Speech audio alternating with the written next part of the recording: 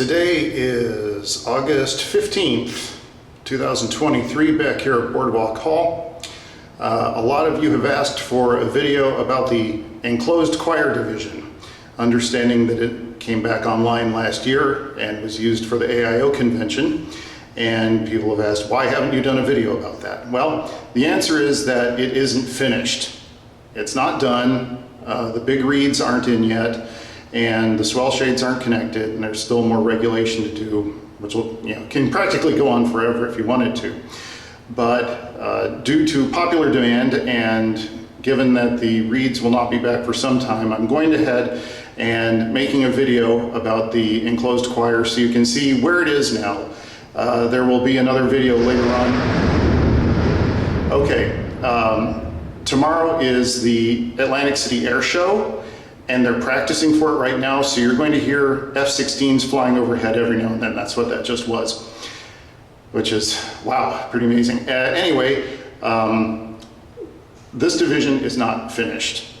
That's all there is to it, but I'll show you what there is now, which is most of it, and you can get a feel for what's going on. So if you want to see something fun, go back to my left side chambers tour video from a year or two ago and look at this chamber before it had anything in it for comparison to what's in there now. So I'm going to turn the camera around.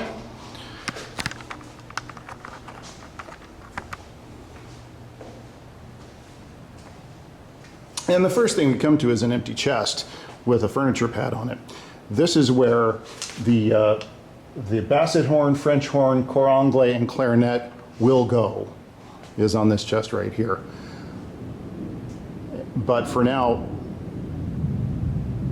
oh, that's so weird having the planes flying like that. This makes a very convenient place to stand. I'm going to take the ladder up here, stand up on this chest.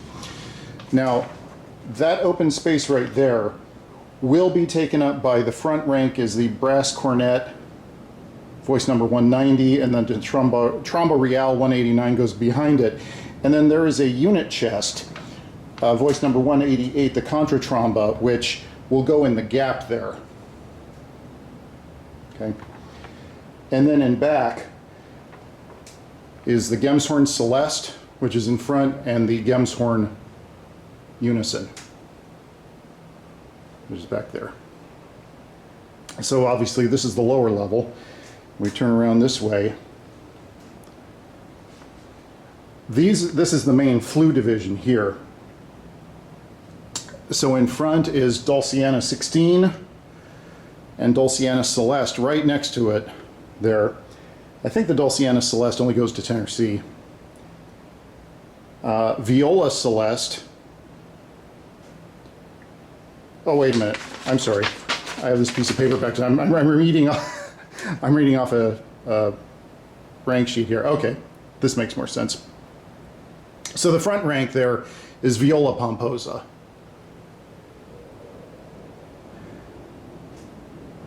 And then Diapason 1 is that guy right there in the center of the frame. And then Diapason 2, voice number 173. Viola Celeste 187, Dulciana Celeste 174, and then 171 Dulciana 16 is in the very back. And if you look, that's a separate chest right there. I'll zoom in on that. You can see right there. See, that's a unit where I believe everything else is straight, because the Dulciana is unified. So then up above is obviously many more pipes. I'm going to climb up there and talk about that. Okay, I'm on the upper level here, and you can see the extent of this chamber. It's not small. So in the back, I love the wind lines in this division. So in the back here is the Melodia, which is a unit rank. And they put it in right up to the corner, and they had to offset 2 notes because they just wouldn't fit, and it was the most convenient way to do it. So you have this unusual little unit assembly here, and I love the wind line. just to spur off of that one big wind line for that little chest there. So then this is the upper work chest, which I think is really pretty interesting. On the back is the philomela, the wooden rank back there, big flute. And then you have the Vox Celeste, and then the Fugara 4-foot. Oh, I'm sorry, just to clarify, these two ranks right here is a Vox Celeste 2 ranks on one toe board. And then you have the Fugara 4-foot, which is this guy right here.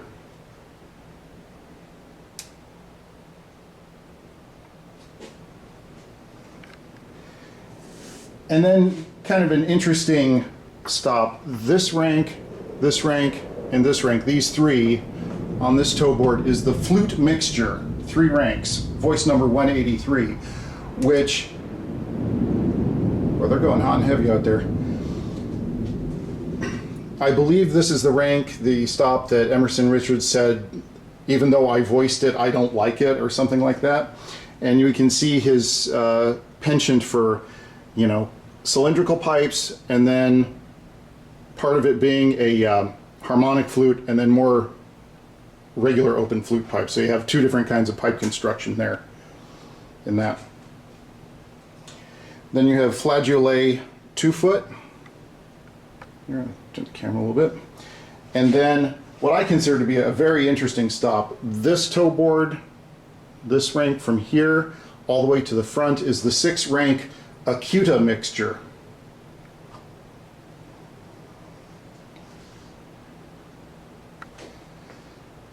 If you want something that I think is pretty forward-looking in this organ, as far as the organ reform movement and that kind of thing, this very high-pitched mixture I think fits the bill, because it's kind of a precursor, I think, to the trend in the 1960s and 70s of appositive division having a real high-pitched Scharf or Zimbel mixture.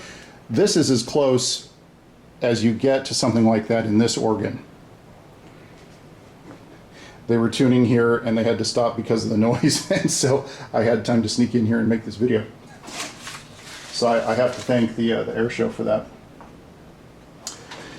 And then we have some offsets here. The philomela is in back, and then we have some strings that hadn't been installed yet. Diapason basses, which go up and kind of they get mitered over there because the ceiling isn't very tall. And then the French horn will take, the French horn basses will take up this space here.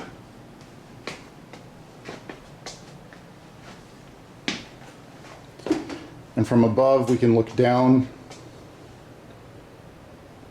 on all those diapasons and the Dulciana and viola pomposa pipes down there. And then on this chest we have kind of a strange assortment of things. We have concert flute in back, which I will zoom in on this right here. It says concert flute C, voice number 178, 10-inch pressure, AWH, I think, which is Arthur Hayne. Voice that. But it's a wooden harmonic flute. You can see the holes in it back there. So that's concert flute 8, voice number 178. Flute ouverte 4, which is the one right in front of it. Nocturne. Now this is kind of interesting because the nocturne in this organ is a stopped rank, very large scale. It's not the usual open flute with narrow mouths that we're used to. And then voice number 180, spindle flute, which sort of has a conical top.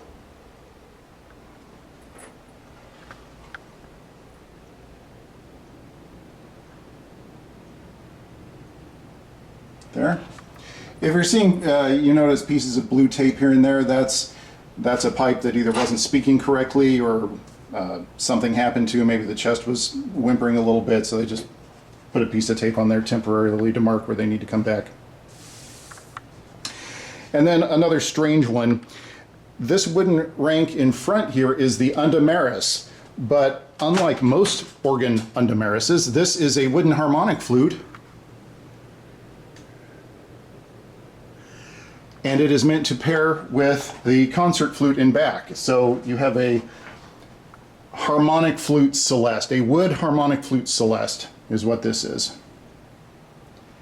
And then probably the most misfit stop of all in the choir is the kinura. I think this is the one that Emerson Richards said was to be of the jazz type.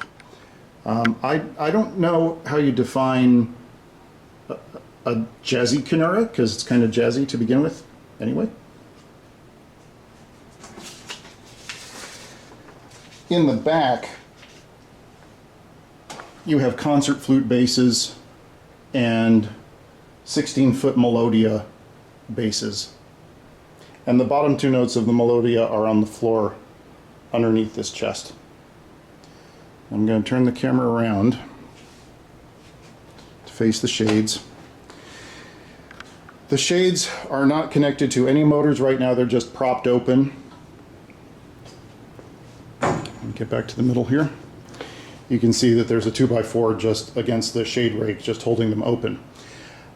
There is going to be a very elaborate system put in for these motors. I remember before they took this division out, all of the shade fronts, 1, 2, 3, all three of them were worked by one whiffletree motor, with a huge linkage going between all three, and so there were only, I'm not sure how many stages of expression for this. And of course they were the aluminum shades, and you can see that they've added the wood to the shades to make them do more.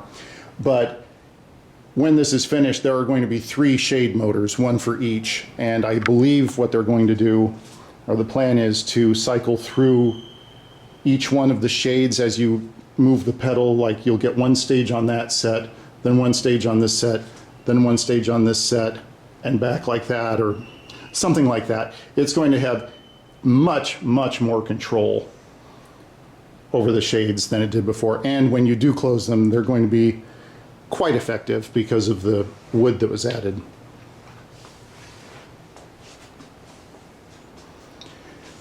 And I forgot to mention, all the way over against that other wall there is the, I think that's the Philomela base. Get back there and zoom in on that. Against the wall back there. And I'll note that, I'm going to zoom back out here. There were pictures taken before any of this restoration work of the damage that occurred when this steam line was run through the chamber.